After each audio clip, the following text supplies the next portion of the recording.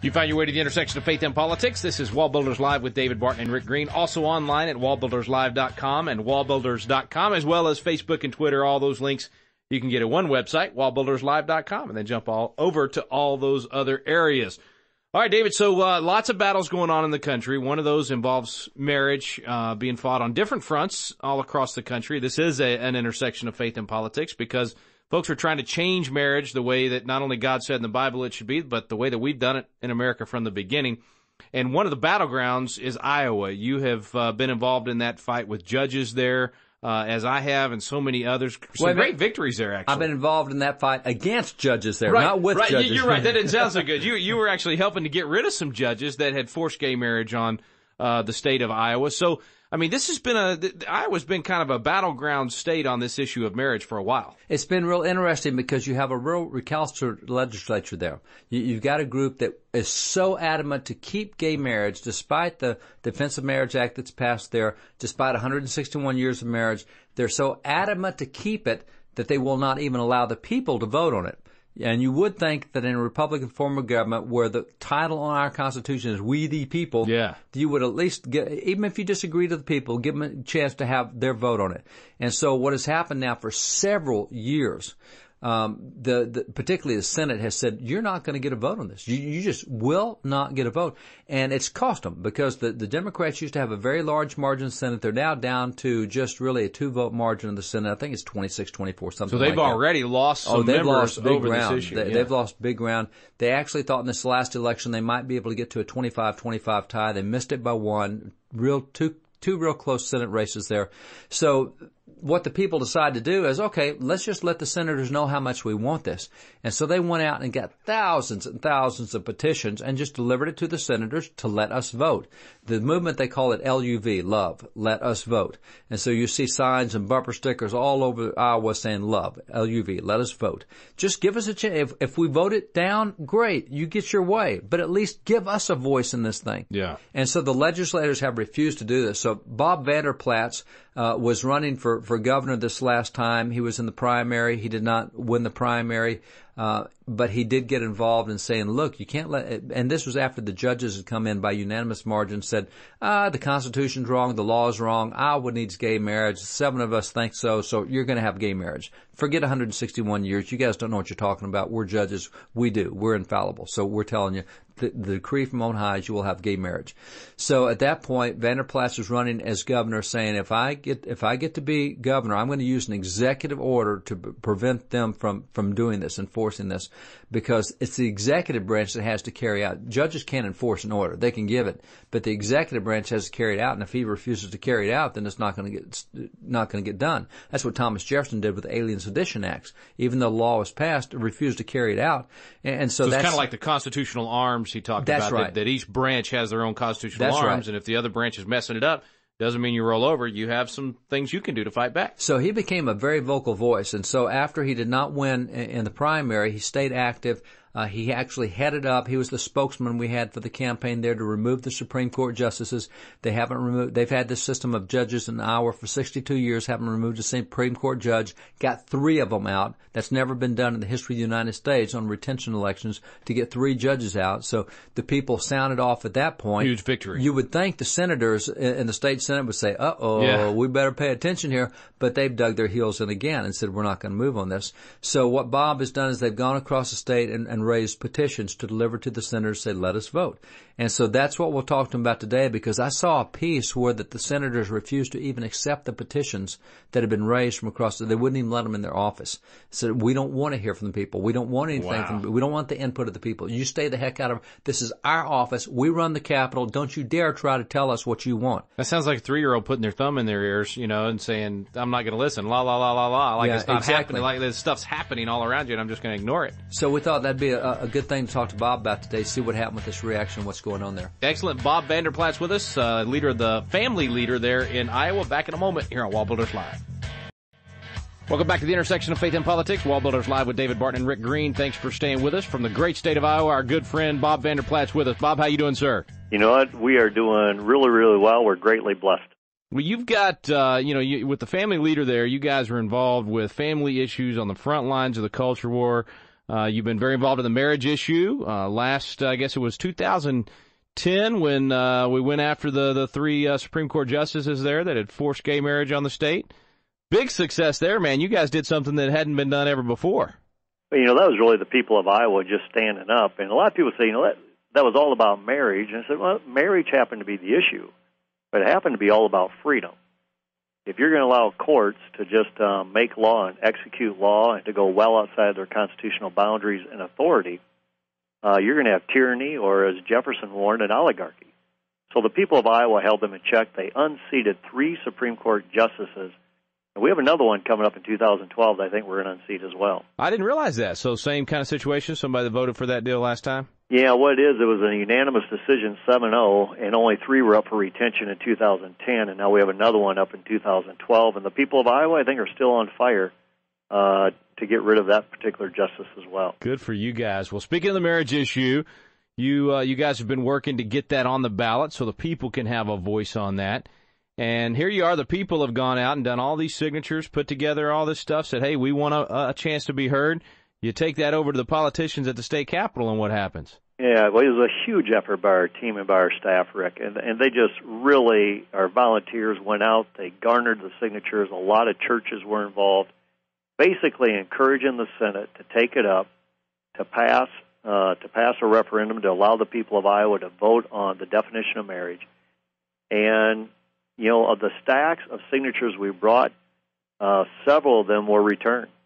Just basically, we don't want them. Meaning several particular. So some offices took them and said, hey, thank you very much. We appreciate you letting us know the will of the people. Right. But other offices said, nah, we don't really care what the people think. Some other office holders, they just kind of believe that they're above the people. They forgot how it works in this country where the founders gave the people the power of king versus office holders the power of king. But these office holders kind of like, we've heard enough of this already. We're not going to act on it. We're not going to move on it. So therefore, you guys go ahead, have your signatures back, your petitions back, use it for scratch paper, whatever else you want.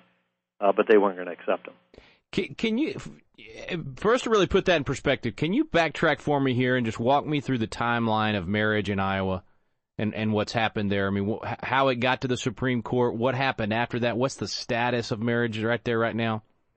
You bet. Well, first of all, in 1998, it wasn't unanimous, but it was pretty close to unanimous of the House and the Senate who passed the Defense of Marriage Act, declaring marriage as one man and one woman, period. That got signed by the governor, inserted into law, so Iowa was a one-man, one-woman marriage state. Lambda Legal set up shop in Iowa for 7 years, targeting a very liberal court to basically hear a case. And in Polk County, that's where Des Moines, Iowa is located, the largest county in our state, a Polk County judge heard a case of a same-sex couple that they should have the right to be married. He agreed with them that the statute was unconstitutional, so he went against the law of the land, granted a same-sex marriage license, and then suspended his own decision, meaning that he wasn't going to take any more same-sex couples. But now they basically had the test tube baby to run up the court system. And since this couple got a same-sex marriage license, they ran it up the court system all the way to the Iowa Supreme Court. The Iowa Supreme Court, in a unanimous decision, 7-0, said that one man, one woman marriage is unconstitutional. Therefore, all of Iowa will be a same-sex marriage state. All 99 counties will follow suit. So not only did they void a law, but they went ahead and they made their own law, and they executed their own law, which is well beyond their reach. Well, the law in Iowa today, if you picked up the Iowa Code Book, the law in Iowa is one man, one woman marriage in the state of Iowa. However, county recorders, they're issuing same-sex marriage licenses because an attorney general who's got no executive authority has told them to do so. So what we're saying, since we don't have a governor who's willing to hold a court in check, because I really believe this is a chance for a governor to issue an executive order and say, time out, court, you went way beyond your constitutional authority. We'll throw it back to the legislature, let them deal with it, and then I'll execute the law of the land. That's almost what a lot of us said that, for instance, Romney should have done in Massachusetts when he was in a somewhat similar situation. And instead, he told the courts to, or the county clerk, go ahead and issue those marriages. But anyway, go ahead. Yeah, no, you're exactly right. I mean, and that's basically what we're trying to say here is that, there's a separation of powers for a reason. Just like you don't want the legislature to take on the governor's power or the governor to take on the legislature's power, you don't want the Supreme Court to take on either one of those powers. Right. And if one of them do, the other one needs to hold them in check. That's right. So but the governor's not willing to do that. So therefore, we put a focus on letting the people of Iowa vote. The amendment process, as you may well know, has to go through 2 general assemblies. It passed through the House last year. It lays dormant in the Senate right now. So the House version, which passed, lays dormant in the Senate until they take it up. And that's when you say an amendment. So this is an Iowa Constitution amendment? It is an Iowa constitutional amendment where the people of Iowa would have the right to vote on it. And so the legislature, it's not like initiative referendum where the people can just turn in petitions and get on the ballot. The legislature has to first say we want it on the ballot, and the House said yes, we want it on the ballot. Senate has sat on it, and so you guys got the people to rise up and say, hey, get it out of the hopper and get it on the floor and vote on it. Right. We have 26 Democrats to 24 Republicans in the Iowa Senate. All we really need is 1 or 2 Democrat senators to break.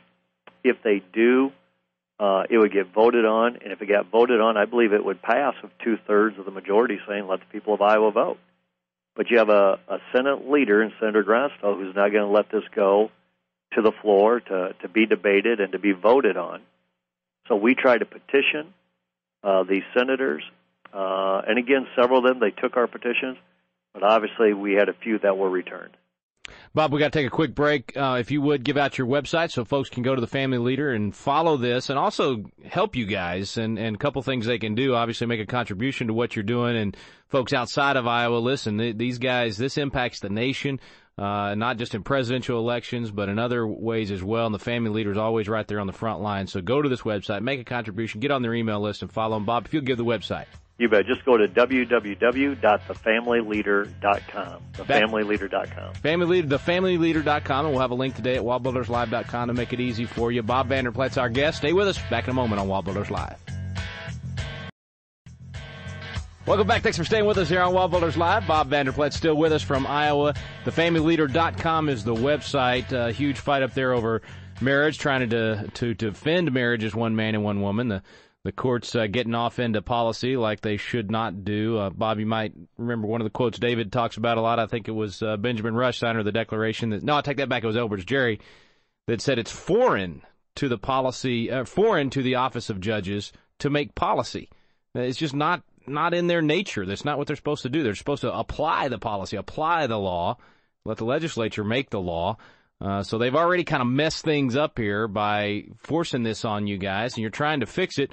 But now you got some politicians in the Senate that are preventing this. How does this play out? If these guys refuse petitions, if they're not even willing to listen to what the people are saying, at least factor it into their decision when they go in there to vote, you think this will have an impact in November?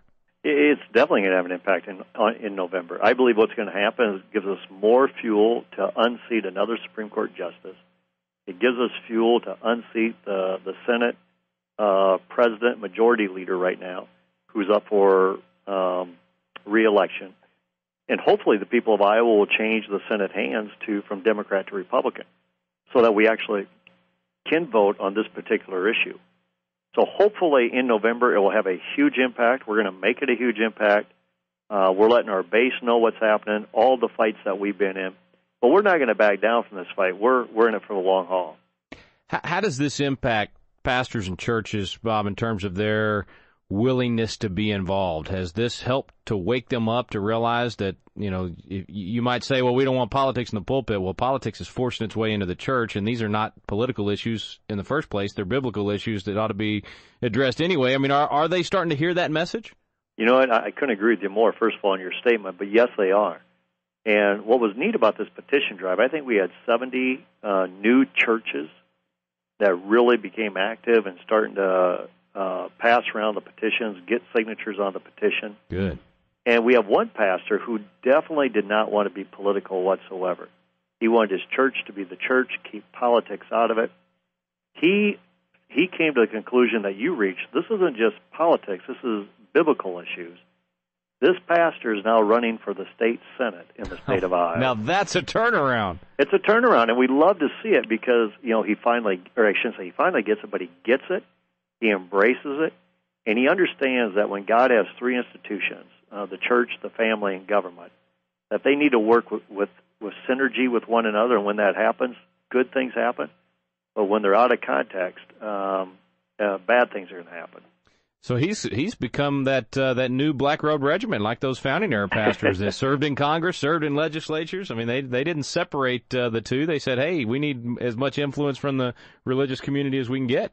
Yeah, you're exactly right, and we're supporting him in his primary effort. He's running against an establishment incumbent, and we're trying to get him elected because he gets it, and the establishment incumbent definitely does not. Well, it's a good year to be doing that, Bob. I'll tell you, 2010, a lot of establishment folks got pushed aside because so many new people got in the process, and we, the people, started letting their voice be heard. And nowhere like Iowa, it's great to see you guys so involved. Not happy about the response from those Democrat senators, but hopefully that'll wake people up and make them realize if you want to be heard, if you want to influence government, you gotta stand up and speak loudly. And the ones in politics that won't listen, get rid of them, get somebody else. Exactly. It's an Isaiah 6 moment, Rick. I really believe that.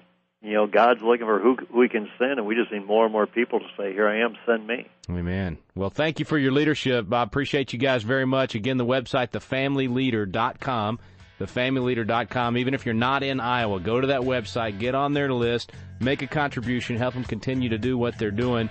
Bob, we appreciate you, man. Come back again soon. All right. God bless you, Rick. That's Bob Vander Plaats. Back in a moment with David Barton. Thanks for staying with us here on Wall Builders Live. Thanks to Bob Vander Plaats and the good work he does there in Iowa and for informing us on this. I'm offended, really, to be honest, David. I mean, to not even accept these petitions. Not like you got to do anything with them. Let me take through a logic that's rhetorical because we all know the answers to these questions. So let me ask the questions. When you take an oath to uphold the Constitution, that does include the First Amendment, right? I would think that's part of it. That's part of the Constitution. What are the 5 guaranteed rights in the First Amendment? Well, you got religion, you got speech, you got assembly, you got the press, and then, wait a minute. Petition the government for a redress of grievances. I'm a state senator. I took an oath to uphold the Constitution. There's a right of petition in the Constitution. The best example I know historically of the integrity of upholding the constitutional right to petition, even if you disagree with it, is John Quincy Adams. John Quincy Adams went into the House of Representatives an anti-slavery guy. He's called the hellhound of abolition because he would not let go of it. But he was so committed to the right of the people to petition their government for the redress of grievances, which is language of the First Amendment. He would not refuse anybody's petition, even if he disagreed with it. He introduced every petition he was given in Congress. Now, pro-slavery people hated him because he's anti-slavery. So they came up with a petition to kick John Quincy Adams out of Congress. He introduced the petition, carried it forward. No, wait. This is a petition that would kick him out of, and he actually introduces it because he says this is from the people. He carried it forward and he argued for it because this is what the people said they wanted. So this committee needs to consider that. He's an anti-slavery guy. He introduced a bunch of petitions to preserve slavery, to keep slavery, because they came from constituents in his district. He felt a responsibility. Their voice should be heard at the Capitol. Wow. He totally disagreed with it. He went and advocated for that position because that was the voice of his people, and they needed to have a voice at the Capitol. Now, you go through committees and you come out with votes, however, but he would never turn down a petition, even if it was diametrically opposed to where he was, because he firmly believed the Constitution had given every citizen a right to petition government for the redress of grievances. And now you got these knotheads in Iowa that say, contrast that with these folks in Iowa. There's no there is a contrast, and it's not a favorable contrast. I mean, they're not committed to the Constitution. They took an oath. If they'd been committed to it, even if they disagreed with the people, the integrity of the Constitution requires you accept these petitions. Yeah. Now, you may burn them when they leave, but by gosh, you better accept them because they have a right to petition their government for the redress, and you've now told them they can't deliver those petitions. You've spit in their face and said, get out. Forget it. Forget what the First Amendment says. I don't like what the First Amendment says. You leave. Get out of my office. Yeah, it's not like accepting it means you have to go change your vote. No. I mean, but at least accept it. Yeah, accept the voice of the people. And and let them have their voice. Well, anyway, hopefully it'll have a good backlash there. I think it will. Yeah. I think Bob's right. I think they will pay for this. Thanks for staying with us and listening today here on Wall Builders Live with David Barton and Rick Green. We stand under